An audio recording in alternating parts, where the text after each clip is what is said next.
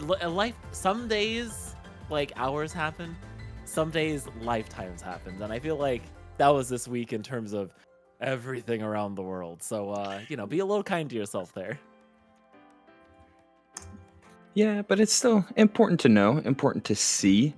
Yeah, knowing who was there and floppy fail. Yeah, thanks, boss. It was in fact Zomba taking that win, but it's still there was B tiers all around. I mean, you had Zomba, Guy, and player that we see right here, Fhantum, coming in third place at Fireside just this weekend. It shows up to Fusion, seeded number 2 here tonight, trying to keep that seed up against Pawnmaster. So this is not going to be the Donkey Kong that Fhantum does use very, very reliably. Instead, we are sitting on the Steve, which makes a ton of sense to go up against a character like Young Link.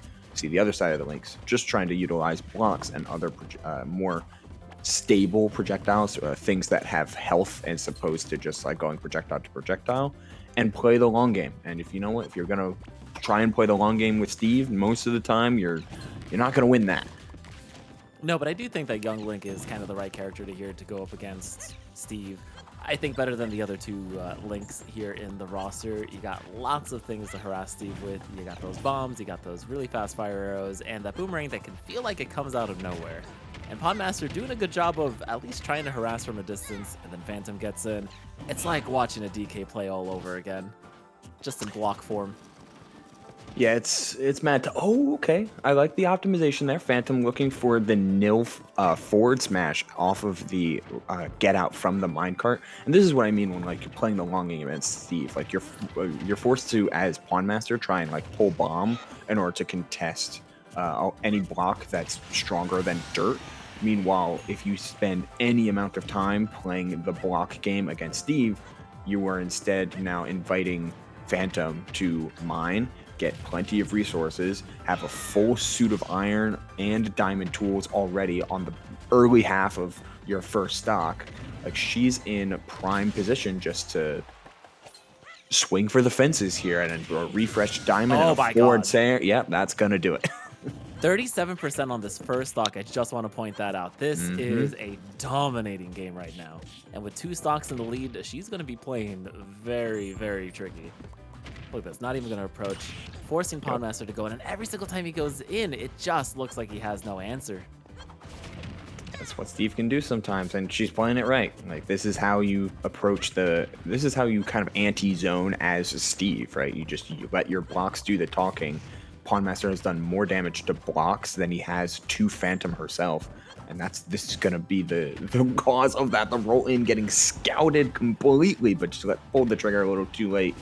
Fhantum kind of asserting dominance right now in the back air with some bad DI because of the dash away that was inputted on the block. Going to seal that 3 stock for Fhantum in game number 1. Looks like going to Fireside lit the fire under Fhantum because I've seen Fhantum play in person, and I always thought the DK did better than the Steve. But right now, she must have been hitting the lab or something because this is much better play than I've ever seen her do. Yeah, one of the best things about MBS is all of the entire crew is full of grinders, but even more so, the entire crew has a lot of really good basis on Steve and counter Steve knowledge. So Fhantum has the DK, of course, for specific matchups and for specific characters that DK can really hard win in. But there's also just a treasure trove of Steve knowledge that she can put to very great use. That was a turnaround block cancel. That was another one that looked like a Fhantum block reverse. But either way, same effect applies. You're turning around in midair and looking for these big finishers. And Fhantum absolutely has the tech skill to take advantage of of everything that Steve has to offer and the plenty of resources to learn exactly what she needs to do in any matchup she needs it. All right, and it looks like, kind of a risky hero spin there. Gets the down air. I'm starting to see bigger swings here for Pawnmaster, and it looks like it's paying off, keeping it quite even here. I think this monoplant's also really working out, as long as Pawnmaster is forcing Fhantum to stay on that top. Yeah, if you're able to juggle Steve, that's a decent one. Pretty low on resources here. Now's the time to go in without any iron. The block was still there because it was wood. Okay. No down tilt. No down tilt came out. the Magna hands came in clutch. I guess Fhantum just thought that the stock was going to be gone, but I don't see why you don't put out like a down tilt or a down smash there. Instead, you lose the stock first because of the your assumption, and the forward throw puts Pawnmaster in the lead for the first time this set. In wooden tools, you're surviving.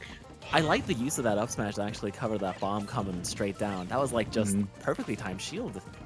And right now, it looks like we're just having to get over those blocks. And this is where the monoplat does kind of give away some positioning advantage here for Pawnmaster, where if Fhantum does get those blocks and forces you to approach on from high, there's not a lot of places you can go. Oh, knocked her off the anvil just in the nick of time to not get the full hit. An excellent drift to survive. Pawnmaster playing the game of inches, but winning it so far in this game number 2. And I 100% agree, Swiss. Like, we're seeing Fhantum try to utilize the center platform to find any amount of just stray aerial that can close out stock. We're seeing backers after backers. But I like that Pawnmaster's always engaging on his terms now. It's all about patience at this stage in the game. 91% in extra credit is a ton, and you pick up the stock thanks to the boomerang. Full stock lead for Pawnmaster in this game number 2. I feel like I shouldn't speak too soon, though. No. Listen. You're right. We did see a situation where Pawnmaster almost got reversed around the block off stage for that first stock, and I think this is just it's a character that invites a lot of reversal situations. So we can never speak too soon.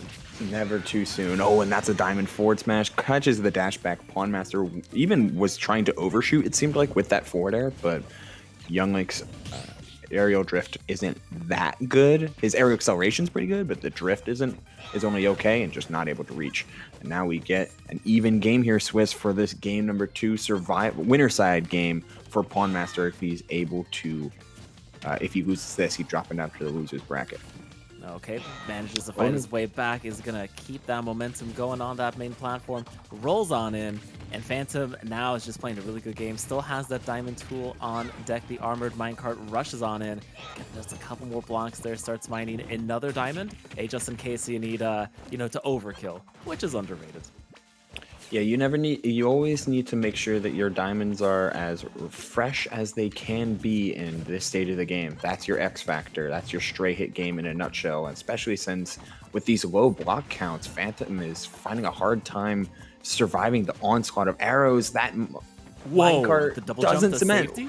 Ooh, what a mash in order to get out of the minecart quickly as possible from Pawnmaster. Holding steady, Fhantum kind of tunneling on forward smash right now. Needs to be a little careful, gets a chance to mine some blocks. Man, this is tense, and both players are playing it as slow as can be. Whoa, that was the start of a backer. All right, really good nair right there. Another boomerang. Oh my god, Fhantum just waited there. It's like, I have all the tools in my possession. I just need one forward smash. He kept approaching with nair, he kept approaching with fair. And so, they're pretty stubby attacks. So one forward smash is going to pretty much beat out all those options. Especially compared to Steve forward smash, which has a huge step forward, massive range. I think we see it as the stock taking button in this first stock, but we see it plenty through anytime, any amount of watching Steve. There it is, the step forward and the lunge with that forward smash is absolutely insane. Can really put up some surprising amount of range, and especially for the amount of kill power it has going on.